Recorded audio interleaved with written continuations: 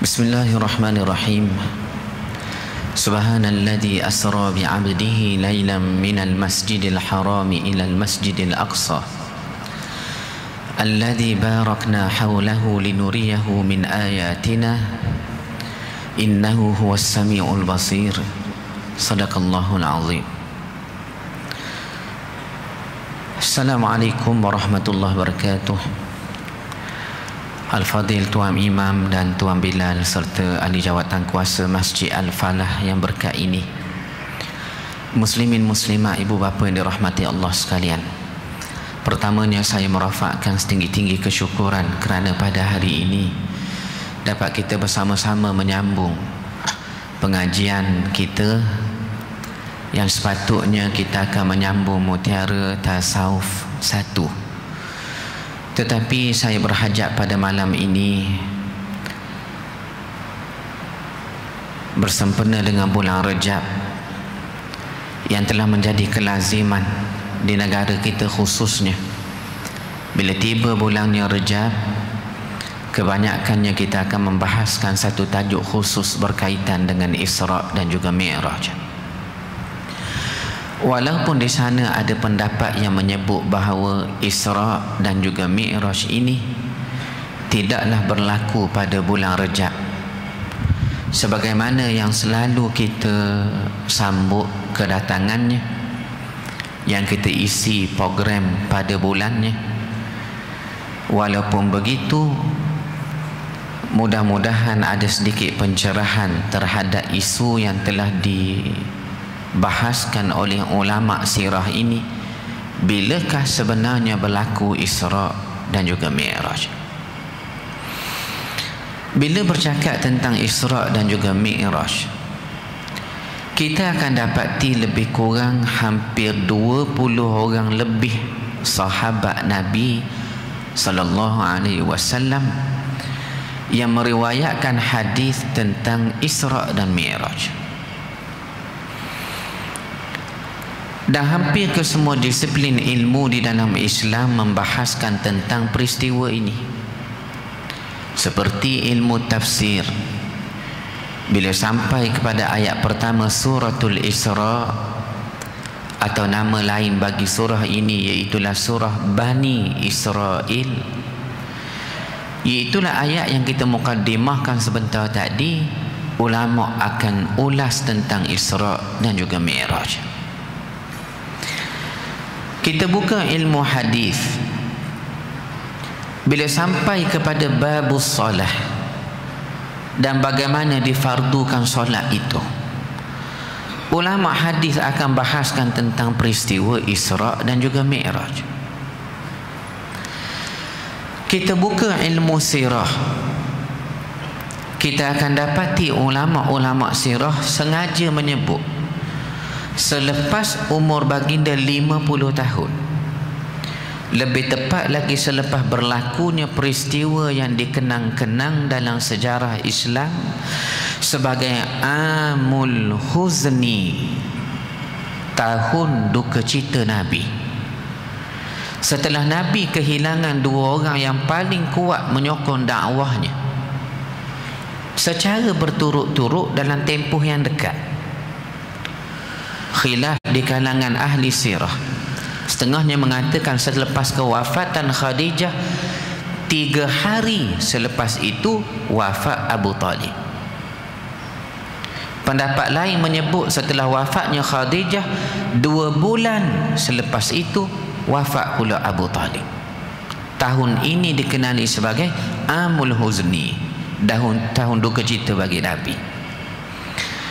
Dan tak lama kemudian kita akan dapati sirah akan mengkisahkan peristiwa Isra' dan Mi'raj.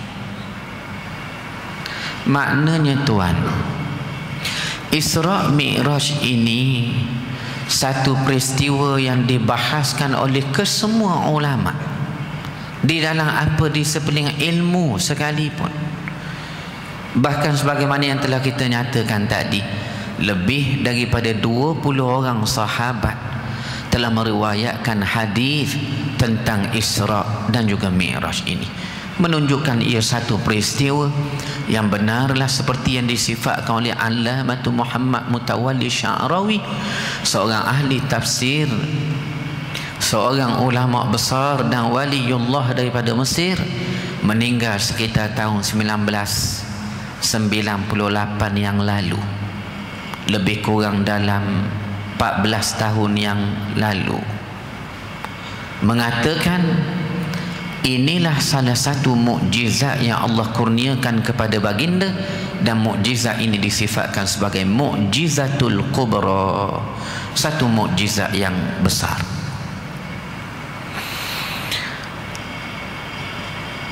Apa dia Isra dan apa dia Mi'raj?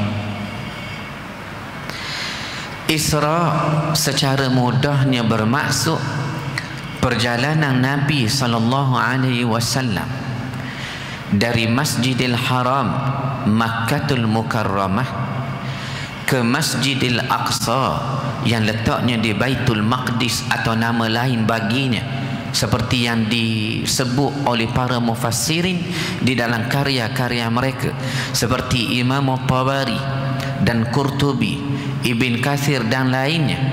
Nama lain atau nama lamanya bagi Baitul Maqdis itu ialah Ilya.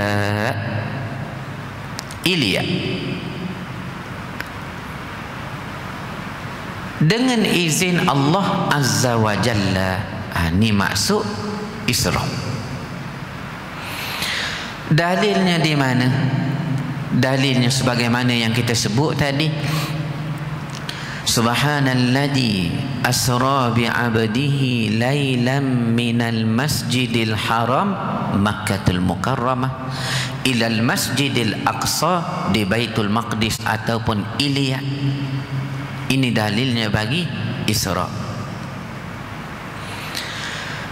Adapun maksudnya bagi Mi'raj itu ialah perjalanan baginda sallallahu alaihi wasallam dengan kehendak Allah Azza wa Jalla bermula di tempat berakhirnya Isra, iaitulah Baitul Maqdis, sebagai tanda tempat bermulanya Mi'raj, yang mana baginda mengimamkan ruh para nabi bersolat 2 rakaat menurut setengah ahli tafsir di dalam Baitul Maqdis itu di Masjidil Aqsa.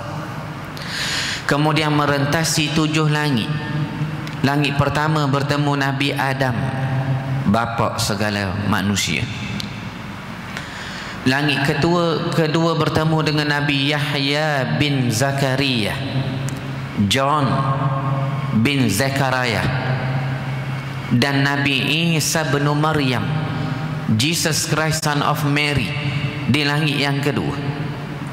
Naik langit ketiga bertemu dengan Nabi Yusuf bin Ya'qub bin Ishaq bin Ibrahim, Joseph bin Jacob bin Isaac bin Abraham. Langit keempat bertemu Nabi Idris. Langit kelima bertemu Nabi Harun. Langit keenam Nabi Musa.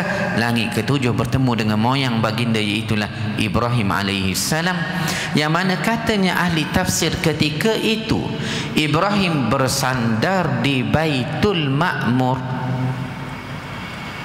Di Baitul Ma'mur. Apa dia Baitul Ma'mur? Adalah tempat tawafnya para malaikat yang setiap hari menurut mufassirin seramai 70,000 malaikat tawaf di Baitul Ma'mur setiap hari. Sebaik saja tamat tawaf, 70,000 malaikat ini akan masuk ke dalam Baitul Ma'mur dan tidak keluar lagi sehingga kiamat. Dan perkara ini berlaku setiap hari, setiap hari sehingga kiamat. Bayanglah tuan, ramainya tentera Allah, malaikat Allah, 70,000 sehari tawaf di Baitul Ma'mur, lalu masuk ke dalamnya dan tidak keluar sehingga kiamat. Dan perkara ini berlaku setiap hari. Dan setengah pendapat mengatakan kedudukannya Baitul Ma'mur itu adalah setentang dengan Baitillah Al-Haram di bumi. Kemudian di dalam hadis Bukhari itu menyebut Nabi mengatakan summa urija bi hatta li mustawa. Panjang hadis itu. Kemudian aku dimi'rajkan lagi, diangkat sehingga ke satu mustawa level yang mana aku melihat Sidratul Muntaha itu daun-daun pada pohon-pohon di Sidratul Muntaha itu lebarnya seperti telinga-telinga gajah. Sudah tentu tidak sama sebagaimana yang kita tengok, tapi kerana dah manusia boleh faham begitu tamsilannya, maka Nabi memberi satu tamsilan yang manusia boleh faham mengikut qadar apa yang ada di dunia. Daunnya lebar seperti telinga gajah, dan aku diliputi warna-warni yang aku tidak tahu nak cerita kepada kamu manusia bagaimana bentuknya warna itu. Kemudian aku mendengar bunyi goresan kalam yang sedang menulis takdir mengikut perintah Allah pada malam itu. Baik itu Tuan, penentuan takdir berlaku pada malam Lailatul Qadar. Sebab itu dinamakan Lailah Al-Qadar, malam penentuan. Antaranya Ibn Abbas menyebut apa yang ditulis pada malam Lailatul Qadar ialah senarai orang yang akan mengerjakan haji pada tahun hadapan. Makna saya pergi haji tahun ni, namanya ditulis pada malam Lailatul Qadar tahun lepas. Ni menurut Ibn Abbas.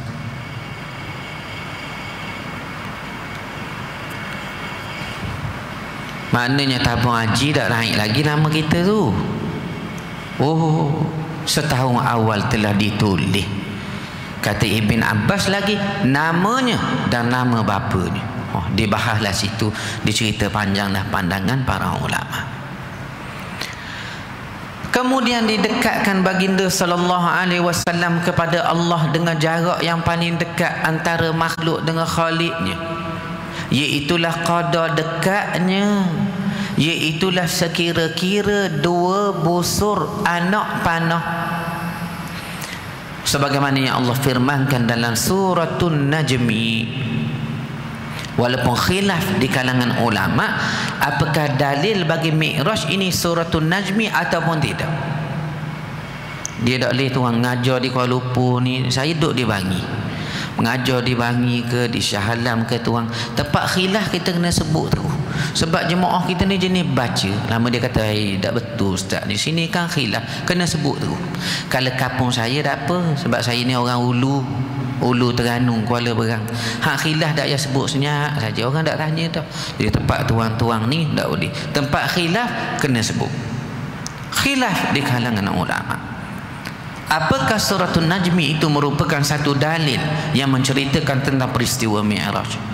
Tetapi ada pendapat seperti Sya'rawi menyatakan, bila Allah mengatakan fakana qaba qausaini aw adana, maka mendekatlah Nabi dengan Allah, dengan izin Allah, dengan sifat yang layak Allah nak, bukan seperti yang kita bayang. Laisa kamitslihi syai'. Jaraknya sekira-kira 2 busur anak panah. Guana ustaz gini, contoh semeja ni kita panggil sebusur anak panah. Orang manah tahulah main panah. Fakana qaba qausain, 2 busur anak panah. Tuang ke aku meja selagi panjang gini, tak belah saya biar tepek begitu. Sepanjang itulah jarak dekatnya baginda dengan Allah Azza wa Jalla pada malamnya itu. Lalu tuan pun tanya, kalau jaraknya boleh diukur dengan qadar 2 busur anak panah, seolah-olah Allah itu berjasad, Allah itu berjirim, Allah itu bertempat sehingga boleh diukur daripada mana sampai ke mana. Maka kata Allamatu Sya'rawi, bila saja Allah itu mengatakan ia Innahu huwas sami, mendengar, wal basir, melihat. Manusia juga mendengar dan manusia juga melihat, tetapi melihat manusia tidak akan sama seperti Allah, mendengar manusia tidak akan sama seperti Allah. Jadi bila disebut fakana qaba qausaini au adna, tersuci Tuhan daripada segala bentuk tamsilan yang ada pada makhluk. Mudah lalu tu, begitu je. Tak payah pening fikir tu kedok ni begini, tak payah. Sudah kita begini saja. Kemudian diterimanya kefarduan solat. Setengah ahli tafsir kata bukan sahaja kefarduan solat diterima ketika itu, bahkan ayat-ayat terakhir suratul Baqarah diterima pada malam itu. Bahkan beberapa keistimewaan seperti janji Allah mengampunkan hamba-hambanya yang bangun tengah malam untuk istighfar dan bertaubat, Allah akan ampunkan, diterima malam itu. Waktu kita bangun tengah malam, bangun mandi, bersih tubuh badan, pakai kemah-kemah, Kak tengok bola, bagus, tambah ngatuk mata, tidak termasuk dalam fadilat yang disebut ini. Mereka yang memohon ampun. Abdul Qadir Jailani dalam karya kesufiannya yang besar Fathur Rabbani wa Faidur Rahmani, apa dia kata? Dia menukilkan satu hadis kudusi. Rupa-rupanya tuan-tuan, tiap-tiap malam Allah berfirman kepada Jibril. Bagaimana Allah berfirman kepada Jibril? Ya Jibril, akim fulanun wa anim fulanun. Wahai Jibril, bangunkan lelaki ini dan tidurkan lelaki ini. Tuhan pilih siapa yang bangun, siapa tidur, siapa yang Tuhan izinkan bertawajuh, bertahajud, ibadat, menyeru Tuhan pada malam, dan ada yang Tuhan tidak pilih. Sebab tu kita kata bangun tahajud ni Tuhan, dia bukan sebab dia belajar mesti lalu boleh bangun tengah malam. Tak. Dia pegawai JAKIM. Kena JAKIM saya lah tu. Pegawai JAKIM boleh bangun tengah malam? Tidak. Kadang yang bangun tengah malam tu siapa? Bawa lori saja. Bawa lori minyak lagi pada Rawang sampai ke Gua Musang jauh. Bawa. Jadi tak boleh tidur. Nak tidur pun takut pasal ada cerita dulu. Pontianak Gua Musang kan ada dulu cerita dulu. Dia takut tang dia semayang soli sunnatu taubat rakaatain. Maknanya tuan, Allah memilih akim fulanun wa anim fulan. Allah memberi satu janji keampunan. Juga dikatakan pada malamnya Isra Mi'raj itu, selain diterimanya kefarduan salat, surah ayat-ayat terakhir daripada akhirnya suratul Baqarah, begitu juga dengan janji Allah keampunan terhadap hamba-Nya yang bangun bertahajud. Kemudian baginda melawat syurga neraka. Kalau kita baca dalam tafsir, maknanya bila saya sebut tafsir di sini, fahamlah tuan, antaranya tafsir-tafsir yang biasa kita dengar itu, Qurtubi, Tabari, Ibn Kathir dan lainnya. Yang mana Nabi dengar satu suara yang begitu sedap bunyinya, dingin, nyaman, baunya seperti kasturi. Suara itu menyeru Allah dengan berkata, wahai Allah, ketika engkau ciptakan aku dahulu, engkau berjanji hendak memasukkan orang ke dalamku. Di manakah orang itu wahai Allah? Ini dia. Lalu Nabi bertanya kepada Jibril, siapakah itu? Jawab Jibril, suaranya syurga. Lalu kata lagi syurga, wahai Allah, masih kosong bilikku, sutera-sutera di dalamku belum dipakai, permata-permata belum lagi dipakai, pinggang mangkuk belum diguna, nikmat yang begitu banyak belum dipetik. Manakah orang yang akan mewarisinya? Lalu Allah menjawab, laki bagi engkau syurga, muslimina wal muslimat, orang Islam laki dengan Islam puang, mukminina wal mukminat, orang puang beriman, orang laki beriman. Panjang disebut dalam riwayat itu. Maka Tuhan tanya, adakah engkau redha? Jawab syurga, aku redha. Ini pada malam Isra Mi'raj. Antara takrifan Isra itu, Mi'raj itu. Kemudian Nabi mengatakan, aku mendengar satu suara yang keras, panas, kuat dan sangat buruk bunyinya, yang menyeru Tuhan dengan mengatakan, wahai Tuhan, sewaktu engkau ciptakan aku dulu, engkau berjanji memasukkan orang ke dalamku. Masih dalam dasarku. Dah tak dalam apa, orang tak ada masuk lagi dalamku. Minuman-minuman yang menggelegak terdiri daripada nanah dan air-air yang menggelegak yang akan menghancurkan usus-usus perut, yang mau tidak mau mesti diminum oleh ahli neraka. Kerana Allah menyebut, orang neraka ni aku beri pada mereka satu benda, fasyaribuna syurbal him, mereka akan minum kerana dahaga seperti unta dahaga. Unta ni tuang, dia kerja padang pasir. Kita kerja tengah panas begini pun dahaga sampai air tu 2, 3, 4 jenis. Air sirat, air bandung, cincau, kul belok contohnya. Bayang tu ni syurbal him. Al-him satu penyakit dahaga sampai mati. Sampai mati. Adakah ahli neraka mati? Tidak. Bermakna tidak ada kesudahan. Lalu Allah menjawab, laka munafiqina wal munafiqat. Allah Tuhan, panjanglah disebut dalam riwayat itu, panjang. Yang saya nak bahas ni takrif Mi'raj baru. Inilah takrifnya Mi'raj.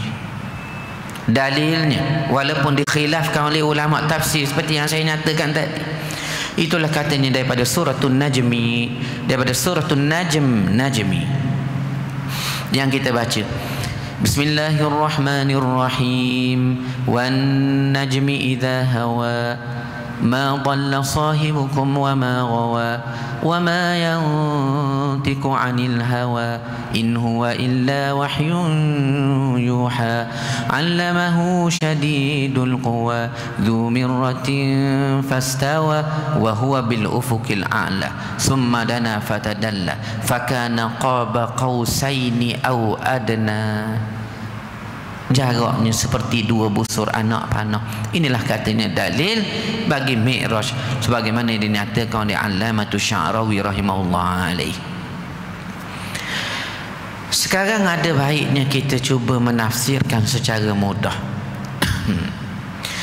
Apakah yang telah difirmankan oleh Allah dalam ayat pertama suratul Isra yang menjadi dalil bagi Isra itu? Firman Allah, Subhanalladzi asra bi'abdih lailan. Maha suci Allah yang memperjalankan hambanya Rasulullah sallallahu alaihi wasallam pada suatu malam, minal masjidil harami ilal masjidil aqsa, dari masjidil haram ke masjidil aqsa, alladzi barakna haulah, dan kami berkati, juga kami berkati sekelilingnya tanah di Masjidil Aqsa, sekitarnya itu turut kami berkati. Haulahu linuriyahu min ayatina. Adapun tujuan Isra dan Mi'raj ini adalah untuk kami memperlihatkan sebahagian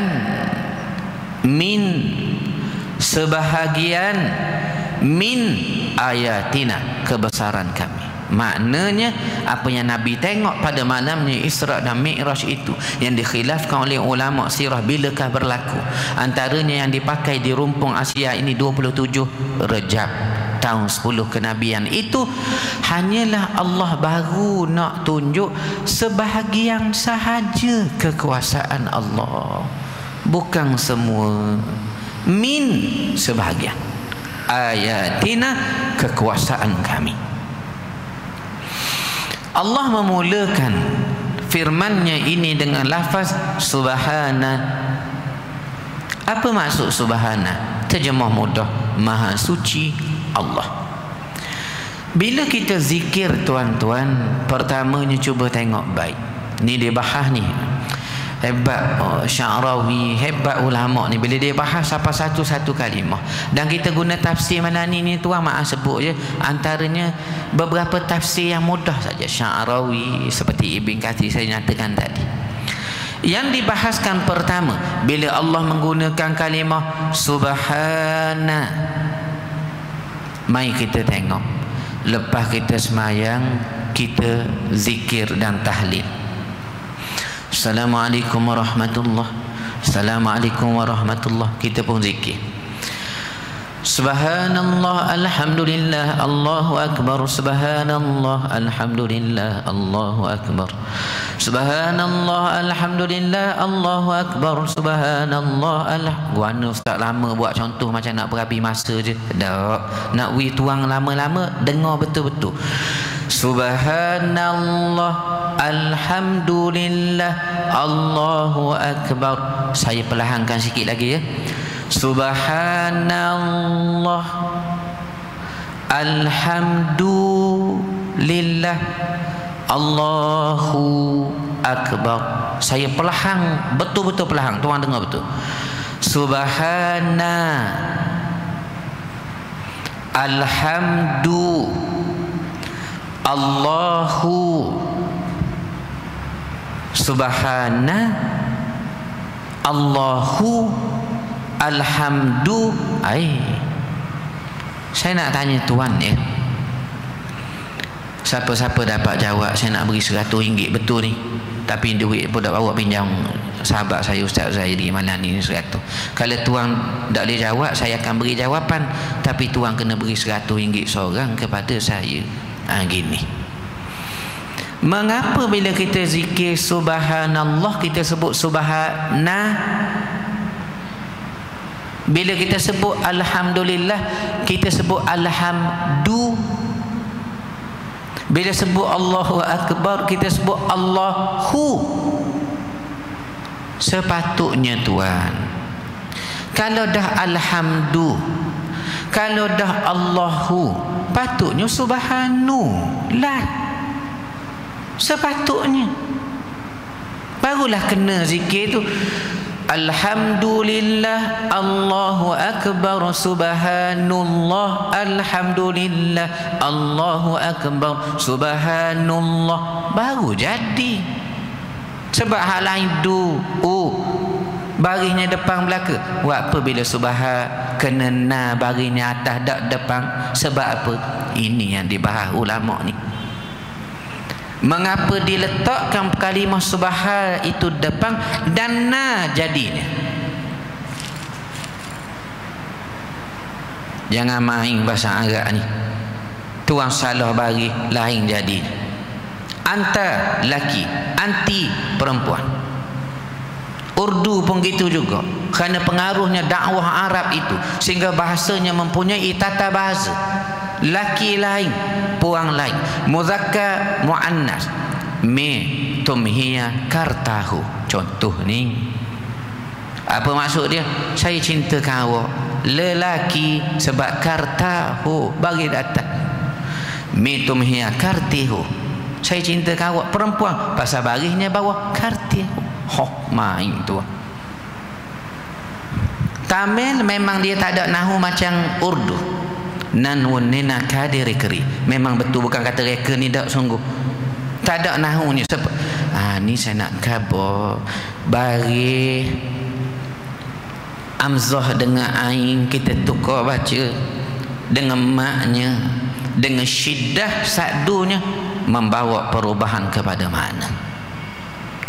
Jadi subhana, kata Ibn Qayyim Al-Jauziyah, maksud subhana itu maha sucinya Allah pada zatnya, sifatnya, pada af'alnya, asma'nya dan lain-lain. Maknanya di sini bila Allah menyebut subhana, maha suci Allah, diisyaratkan sucinya Allah itu terkeluar daripada segala bentuk kesucian makhluk. Contoh, kita basuh kereta. Lepas bersih kereta, kita pun kabar ke tuang kedai tu, car wash tu. Kita kata basuh sekali lagi. Dia pun basuh sekali lagi, bersih. Dah, cuma dia basuh sekali lagi. Basuh. Beruh molek. Pas sudah kering, dia kuci kereta, kita kata basuh sekali lagi. Dia kata, bapa ni kah aku dah apa bersih basuh. Maka kali ketiga dia basuh molek, pakai beruh dawa, pakai benda ni kertas pasir. Dia nak bersih molek kali ketiga ni. Dah kali pertama kedua dah apa dah bersih. Tuan, kita basuh kereta di atas yang telah bersih. Bila dah bersih, kita bersih lagi di atas yang bersih. Bila dah bersih, kita bersih di atas bersih, di atas bersih, di atas bersih. Saya nak tanya tuan, adakah kereta kita bila kita basuh 10 kali hak bersih dah, bertukarlah kereta kita daripada bersih kepada maha bersih? Baju kita suci 10 kali dah pergi atas ke dobi, dry cleaning pula, adakah bertukar jadinya maha suci? Tidak. Tidak. Sebab kesucian makhluk terbatas.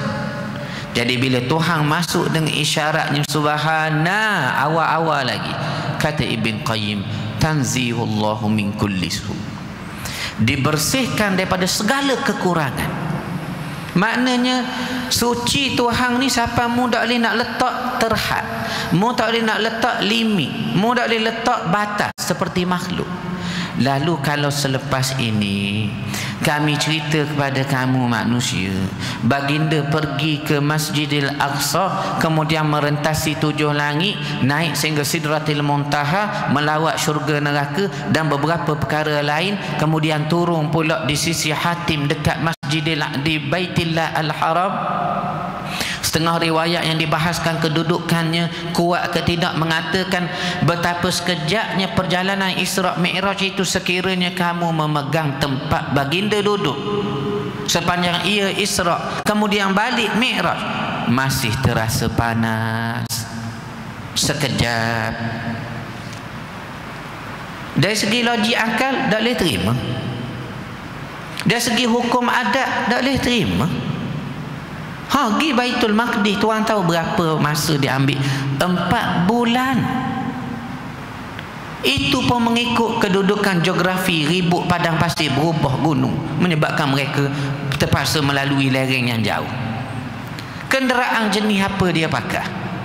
Laju atau slow pacuan itu menyebabkan masa 4 bulan ataupun 4 bulan lebih, atau lebih awal pada 4 bulan. Tiba-tiba Nabi kata, aku datang Baitul Maqdis, naik langit merentasi 7, adanya pengalaman di sana melawat syurga neraka, lihat beberapa gambaran, Allah Ta'ala izin turun pula duduk situ, yang mana hadis kata mu pegang tempatnya Nabi berlepas, masih terasa panas. Dari segi logik kita tak bercakap logik tuan. Sebab itu Tuhan kata, kalau mu dengar benda yang tak boleh terima akal ini, mu kena ingat mula-mula lagi aku khabar dah, yang menghendaki peristiwa ini subhana, maha suci Allah, yang tidak ada limit kekuasaan, tidak ada undang-undang seperti kita. Gini tuan, gini, peristiwa Isra' Mi'raj ini dia telah keluar daripada undang-undang logik. Itu dia. Dia keluar daripada undang-undang adat. Dia keluar daripada undang-undang sebab musabab.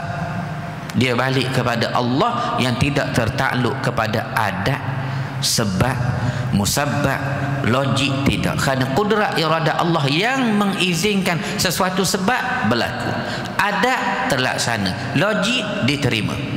Allah nak. Dan Isra' Mi'raj ni bukan kerja kita nak kaji.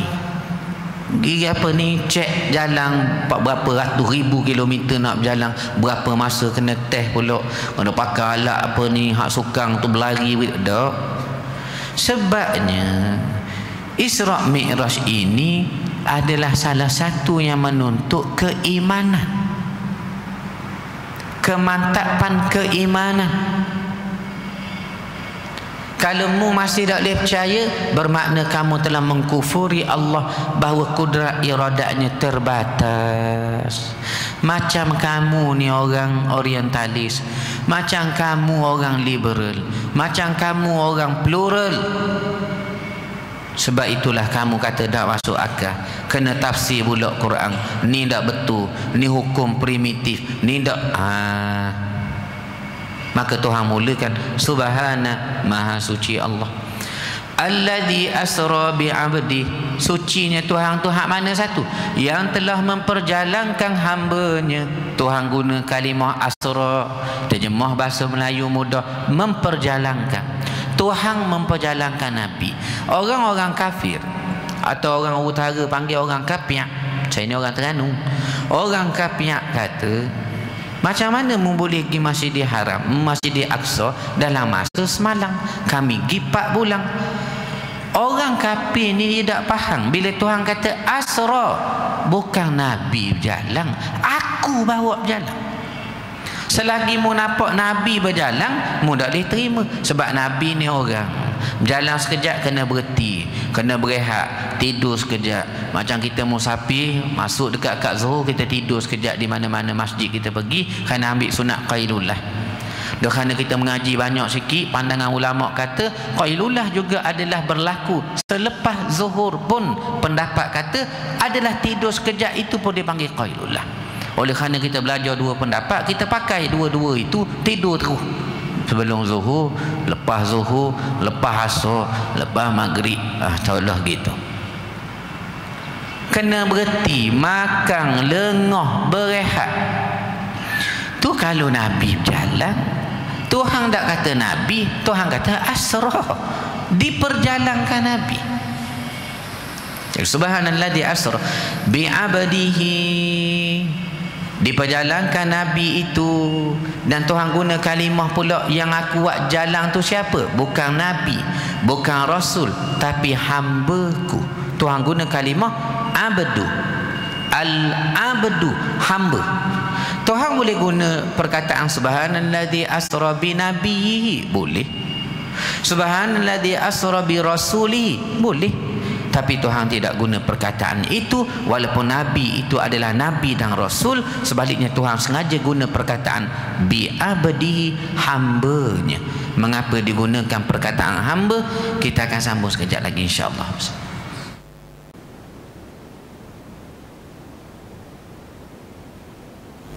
Allah, kita sambung sikit saja lagi.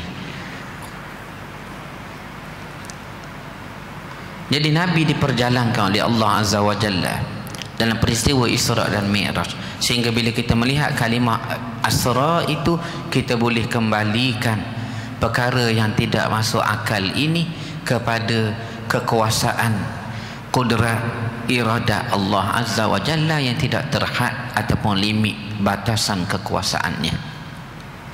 Asra' bi'abdih, Allah menggunakan kalimah bi'abdih. Ada paling kurang 2 perkara yang dibahaskan oleh ulama di sini. Pertama, mengapa Allah menggunakan kalimah al-abdu, abd? Walaupun Nabi itu dia adalah Nabi dan Rasul, tetapi Allah tidak pilih penggunaan kalimah Maha Suci Allah memperjalankan Rasulnya, Maha Suci Allah memperjalankan Nabinya, tetapi sengaja disebut Maha Suci Allah memperjalankan hamba-Nya. Pertama, bila Allah mengakui bahawa seseorang itu hamba, lalu disandarkan kepada dhamir atau ganti nama abdihi, hamba-Nya, disandarkan kepadanya Tuhan, bermakna Allah sedang mengangkat darjat seseorang dengan memperakui ia adalah hamba Tuhan. Bila kita Allah terima sebagai hamba, kita bukan hamba iblis, bukan hamba nafsu, bukan hamba syahwat dunia. Sebab Tuhan memperakui dia hambaku. Dalam hadis kudusi, bahkan banyak di akhirat nanti, antaranya di padang mahsyar, bila Allah menyeru manusia, apa yang Tuhan panggil? Adakah Tuhan kata wahai orang Islam? Adakah Tuhan kata wahai orang-orang beriman? Tidak. Sebaliknya Tuhan kata wahai hamba-Ku. Bermakna kalimah hamba ni tinggi, Tuhan. Allah telah memperakui kita hamba-Nya. Dah, kita ni sebenar apa status pun atas dunia, sebenarnya kita hamba. Daripada perkataan al-abdu, hamba itu, keluar daripada kalimah al-abdu itu perkataan yang menjadi wajib ataupun tujuan kita hidup, itulah ibadat. Abdi, abdu, ibadat. Daripada kalimah al-abd itu jadi ibadat. Khatib baca khutbah, ya ibadallah, wahai hamba-hamba Allah, ibadallah. Daripada kalimah al-abdu itulah jadinya ibadat, kerana tujuan abdi adalah untuk mengabdikan diri, beribadat. Lalu Allah berfirman, wa ma khalaqtul jinna wal insa illa liya'budun, tidak aku ciptakan jin dan manusia itu kecuali untuk beribadat kepadaku. Setengah ahli tafsir kata sengaja disebut jin dulu baru manusia dalam ayat ini kerana jin diciptakan terlebih dahulu berbanding manusia. Jadi pertama, untuk mengangkat darjat Nabi lalu diakui oleh Allah sebagai hamba-Nya, dhamirnya itu disandarkan pula kepada pemilihan kalimah al-abd itu. Satu. Kedua, Allah sengaja menggunakan kalimah al-abd, hamba tadi, sebagai menjawab persoalan yang orang tanya, dah kalau Nabi pergi Isra' Mi'raj, Nabi pergi dengan ruh saja ke sekali dengan tubuh badan? Dengan ruh sahaja ke sekali dengan jasad? Maka diguna perkataan al-abdu. Katanya Muhammad Mutawalli Sya'rawi, kalimatun tatluku fihi ruhi wal jasadi ma'an. Bila sebut perkataan abd, ia memberi faham kepada kamu ruh dan jasad bergabung sekaligus, baru dipanggil abdi. Kita ni tuan dipanggil hamba abdi yang tertakluk kepada perintah agama selama mana? Selama kita hidup. Selama kita hidup ni kita kena buat kerja agama. Bila mati kita tak buat dah, sebab kita terima balasan saja. Lalu waktu hidup ini yang kita tertakluk kepada taklif agama. Hidup itu apa maksudnya? Selama mana ada gabungan dua unsur ruh dan jasad, itu dipanggil hamba abdi. Jadi Nabi di Isra' dan Mi'raj kan dengan jasad dan ruh. Subhanalladzi asra bi 'abdi lailan. Bila berlaku Isra' Mi'raj ni tuan? Banyak pandangan. Imam Tabari rahimahullah alaih menyatakan ia berlaku pada tahun pertama Nabi menjadi Nabi, yakni umur 40 tahun, terus di Isra' Mi'raj kan.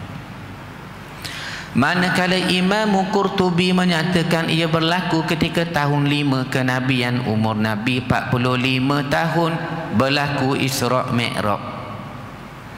Al-Allamah Sulaiman Al-Mansufuri menyatakan bahawa ia berlaku ketika malamnya 27 Rejab tahun 10 kenabian, umur Nabi 50 tahun. Inilah pendapat yang dipakai di Malaysia, di Singapura, di Indonesia, di rumpun Asia. Ada pendapat menyatakan ia berlaku ketika umur Nabi 52 tahun, tetapi bukan dalam bulan Rejab, sebaliknya bulan Ramadan. Pendapat lain menyatakan ia berlaku ketika umur Nabi 53 tahun, tetapi bukannya di dalam bulan Ramadan, tetapi bulan Muharram. Pendapat lain kata ia berlaku 16 bulan sebelum hijratun Nabi sallallahu alaihi wasallam. Kalau nak cakap pendapat banyak.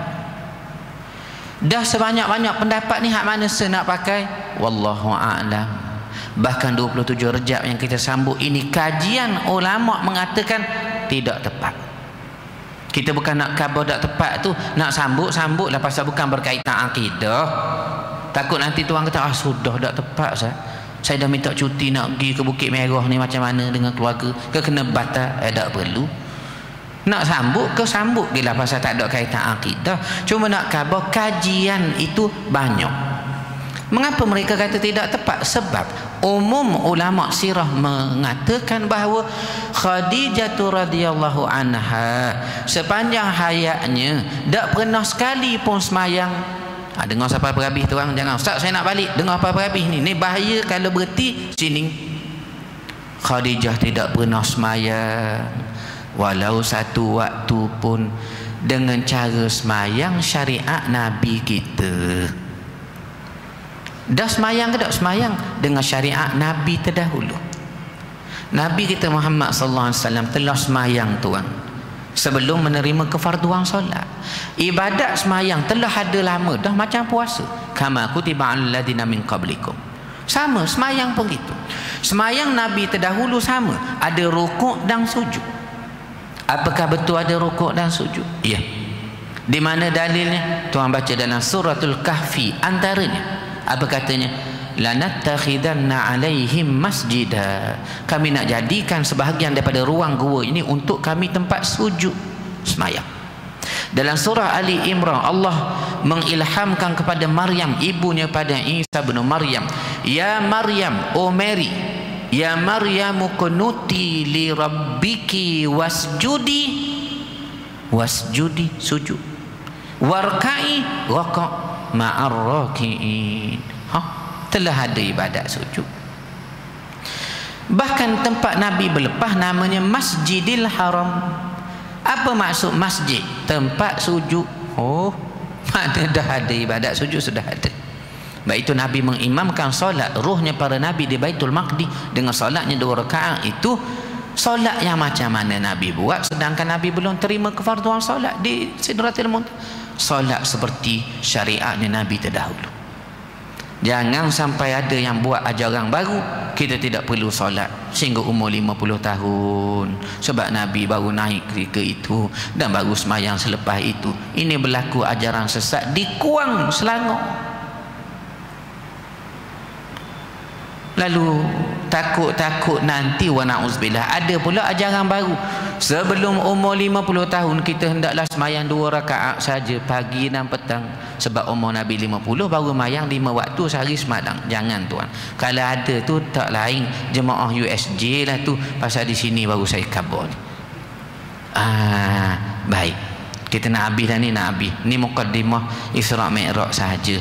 Nanti tuan akan dengar ramai para alim ulama akan bahas dengan lebih terperinci insya-Allah selepas ini insya-Allah. Bi'amdihi lailan, walaupun banyak pandangan ulama tetapi yang nyatanya ia berlaku pada malam. Lailan, malam. Kalau ada orang kata siang, ia menyalahi nas Al-Quran. Malam. Timbul soalan tuan ya, sebab apa Isra' Mi'raj berlaku malam ustaz? Alangkah baik berlaku siang supaya orang kafir dapat tengok Nabi terbang, naik, siapa kata turun, lalu ramailah orang beriman pasal orang tengok sendiri. Seperti yang kita kata tadi, Isra' Mi'raj ni perkara menuntut keimanan. Beriman ni tuan kalau dengan sebab tengok baru beriman sudah tidak berguna. Seperti Al-Quran menyebut dilihatnya azab bagi orang kafir di hari kiamat, lalu mereka kata mereka, alangkah baiknya kami balik pula atas dunia untuk kami beramal soleh. Sudah tidak berguna lagi sebab mu kena tengok baru mu nak percaya. Mananya kualiti iman itu? Itu maksud dia begitu. Keduanya pula, perkataan lailan yang digunakan dalam firman Allah ini datangnya dalam bentuk nakirah. Datang dalam bentuk nakirah, iaitu lailan. Kita orang mengajar Arab, tuan-tuan belajar Arab, insya-Allah tuan boleh faham antara asasnya apa dia ma'rifah, apa dia nakirah. Ma'rifah ni antara tanda dia adanya alif lam. Jadi dia datang dalam bentuk nakirah, tak ada alif lam. Lailan. Sepatutnya al-lail, tapi lailan. Mengapa dia datang dalam bentuk nakirah? kita kena faham fungsi nakirah. Fungsi nakirah ini ialah tufidus taqlil, memadai sedikit. Bila disebut malam, bukan sepanjang malam, tapi sedikit dari malam. Isra' Mi'raj itu tuan, yang saya cerita hampir 40 minit dah ni. Yang tuan-tuan dah tak sabar nak tanya banyak soalan ni, Ustaz, bila berlaku Isra' Mi'raj? Betul ke 27 Rejab? Pak tak tidak. Ada yang nak tanya, Ustaz, bila nak habis ni? Contohnya begitu. Hanya sebahagian dari malam, bukan sepanjang malam, sebahagian. Didatangkan dalam bentuk nakirah. Kita baca dalam Hikamil Athaiyah, dalam hikam, kitab hikam Tasawuf Ibn Athaillah Sakandari, antara rawatan-rawatan yang disebut kepada orang bersuluk menuju Allah dalam kesufian ini, iaitulah uzlah. Kita diminta beruzlah. Uzlah ni maksud dia mengasingkan diri daripada suasana ke, orang ramai ke, dalam tempoh tertentu, supaya kita dapat resetting minda kita. Contoh, bini kita pergi nilai 3, dia masuk dalam nilai 3 tu, kedai lasir macam tak sedar terus masuk sana sini. Kita tak cakap nak panggil, dia tak mari. Kita siapa benda ni suruh keluar, tak keluar. Panggil siapa, kena panggil Darul Syifa, tepuk belakang, keluar baru boleh keluar daripada kedai di nilai 3 tu. Makna tak sedar. Tujuannya bila keluar sekejap, dia pun kata astagfirullahalazim, aku ni siapa dah ingat mari nilai ni sebenarnya nak cari ikan selayang je 2-3 ekor, warna siapa masuk ke dalam kedai lasir apa. Itu tujuan uzlah, asing diri sekejap untuk betul balik kita. Kita kerja Kuala Lumpur tuan, kita minta cuti 2-3 hari supaya balik kampung, mandi sungai, pergi Tanjung Derendang, igat ikan sekila di paya Pak Abah, lepas tu pergi makan benda ni, goreng pisang dengan air sirap jeruk malimah. Lepas tu kita, ni orang kampung saya belaka tuan, tak kenal ni, saya sebut orang kampung saya belaka. Makna kita balik sekejap, resetting, supaya kita ingat balik kita ni orang kampung. Walaupun dia Kuala Lumpur, rumah kita besar, kereta kita besar, mewahnya kereta kita, siapa tak boleh orang naik kita seorang. Bulldozer tu seorang je. Orang lain kena ikut belakang nak pitah payah. Kalau lain je waktu tu. Maknanya besar kita, balik kampung resetting. Kita ni gini, kita ni orang, tu dia panggil uzlah. Dalam hikam bila disebut uzlah, dia datangkan dalam bentuk nakirah. Uzlatin, apa dia nakirah? Tufidus taqlil, sikit. Makna bukan kena uzlah setiap masa, bukan kena mentang belajar tasawuf, sejak belajar tasawuf dia uzlah siapa dak bergaul dengan orang langsung, dak mari masjid langsung, dia di rumah, bukan. Sebab itu didatang dalam bentuk nakirah. Kena kadang-kadang uzlah, jarang-jarang uzlah, kadang-kadang. Sebab itu datang bentuk nakirah. Jadi lailan didatangkan dalam bentuk nakirah, menunjukkan sikit sangat daripada malam itu berlakunya peristiwa ini. Banyak perbahasannya tuan, saya kira nak tutup di sini. Cuma mungkin ada beberapa persoalan yang timbul. Kalaulah Nabi berisra' dan Mi'raj itu sehingga sampai ke Sidratil Muntaha yang dikhilafkan oleh ulama dalil yang kita baca tadi, ketika Nabi duduk dengan jarak 2 busur anak panah dengan Allah yang hanya layak disifatkan oleh Allah, tidak seperti kita gambarkan, menerima kefarduan solat, berlakunya berulang alik bertemu dengan Allah. Adakah Nabi melihat Allah? Tu dia. Dah duduk dekat, takkan tak tengok. Macam orang, saya baru ni bawa orang bertunang, baru lagi dalam 2 minggu sudah tunang, malu hak lelaki puan tak tengok. Dia kata tak tengok, saya berasa tengok. Mana kata boleh tak tengok, mesti tengok juga. Waktu tak tunang pun tengok jauh, atau gambar pula WhatsApp lagi, Skype pula begitu, depan ni mesti tengok. Kata dia je, saya tak tengok, saya terima je aku mana. Tu dia. Maknanya tuan, adakah Nabi melihat Allah? Kata Ibn Abbas, ya, Nabi melihat Allah sebanyak 2 kali. Kata Ibn Abbas lagi, dengan mata batinnya, bukan dengan mata zahirnya. Ini dia tuan ya. Sebagaimana hadis Ayyash bin Abi Rabi'ah yang kita baca tuan, riwayatnya yang mana ia bertanya kepada Aisyah, apakah malam Isra Mi'raj baginda melihat Allah? Maka Aisyah kata, sesiapa yang mengatakan baginda melihat Allah pada malam Isra Mi'raj, ia berdusta.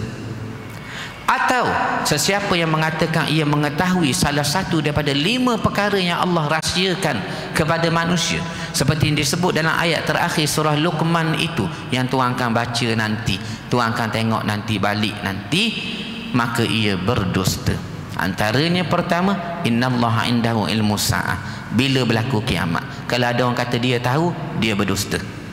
Wa yunazzilul ghaiz, ilmu menurunkan hujan. Kalau ada orang kata dia boleh turunkan hujan, dia berdusta. Cuma sekarang Allah beri ilmu pembenihan awan, baru Tuhan beri, dulu tak pernah lagi. Ketiga, wa ya'lamu ma fil arham, mengetahui isi kandungan rahim. Sesiapa yang menilik dan meramal kandungan rahim, ia berdusta. Cuma sekarang baru Allah buka ilmu scan. Wa ma tadri nafsum madza taksibu ghada, tidak ada seorang pun tahu apa berlaku esok hari. Ustaz kata esok, petang karang kita tak tahu, pagi kita tak tahu. Dapat telefon, mak ding mati. Astagfirullah, mati. Aku baru makan dengan dia pagi tadi. Tu pagi ni 12 malam dah ni kan buku ni. Orang tak tahu. Wa ma tadri nafsum bi ayyi ardin tamu. Dan perkara kelima yang disebut Aisyah berdasarkan firman Allah dalam surah Luqman itu, iaitulah tidak ada seorang pun mengetahui di bumi manakah ia akan ditanam. Tak tahu di mana. Satu jemaah saya di UK perdana dulu beli tanah. Saya tu nak buat apa tanah kosong ni tu? Saya cadang, Ustaz, kalau saya mati biar tanam sini. Kalau bini saya mati pun tanam sini. Kalau bini saya Ustaz mati, tanam sini. Kalau bini saya, banyak dia ulang bini tu, banyak disebut.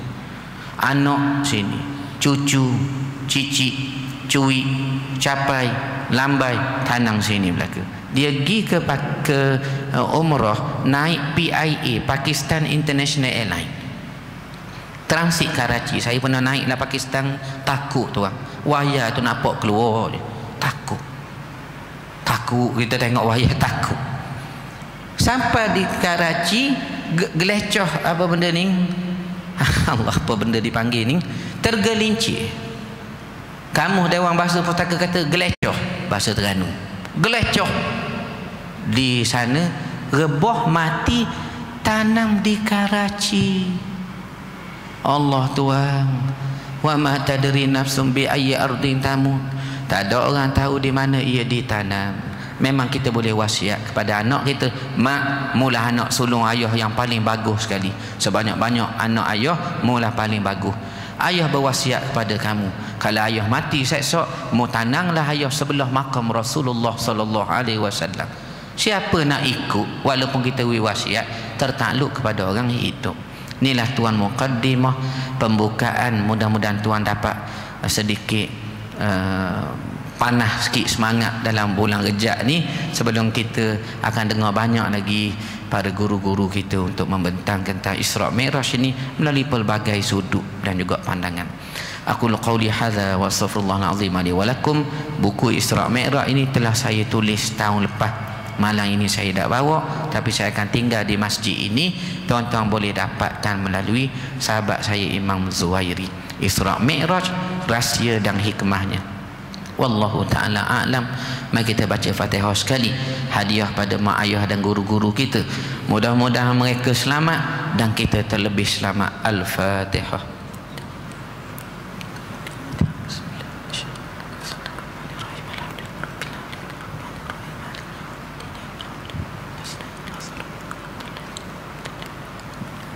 Wallahu ta'ala a'lam.